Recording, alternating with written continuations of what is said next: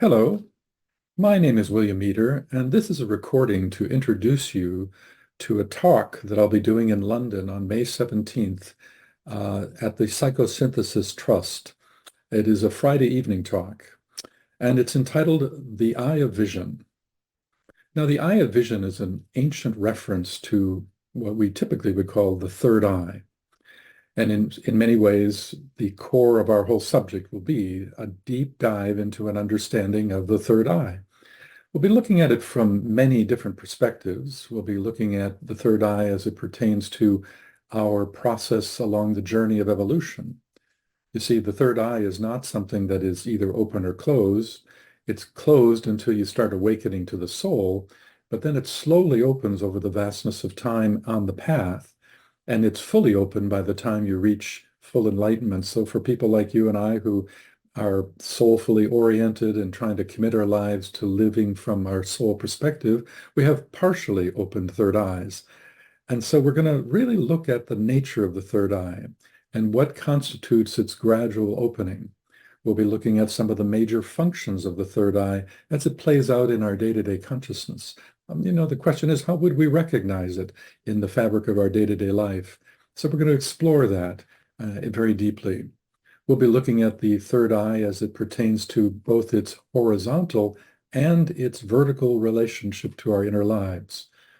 The horizontal part of it is when the third eye is functioning horizontally, it's making us much more aware of the outer world and a sensing of how can we serve the outer world more effectively and bring our wisdom and our love into outer world circumstances so that we can indeed have a service-based uplifting influence on others. So that's kind of its horizontal role.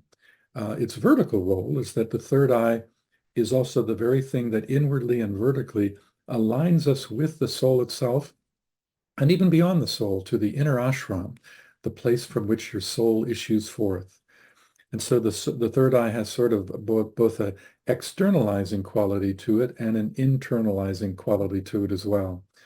We'll be also looking at the third eye as it pertains to the creative process.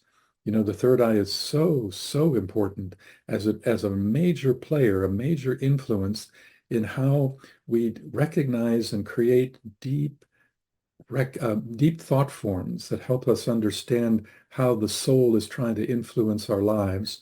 You see, the soul speaks oftentimes in intuitions, and we have to build ideas around those intuitions and then carry them forward as a function of service to others. And the third eye is very, very involved in that creative process. So we'll be looking deeply at that as well. We'll be also looking at the third eye as it plays itself out actually in the head itself, in the etheric head, we call it, and how there's a place deep within where not only does the third eye find its residence, but it also is the place where it's the anchor point, you might say, of what is called the Antakarana. Now, maybe some of you have not heard that term before. It's a Sanskrit word, and it's a term that represents a bridge that links the soul with the personality deep within.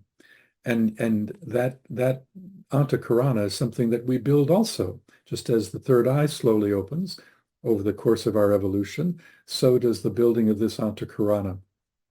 And there's a very important connection between how much of the Antakarana has been built and how much of the eye is open.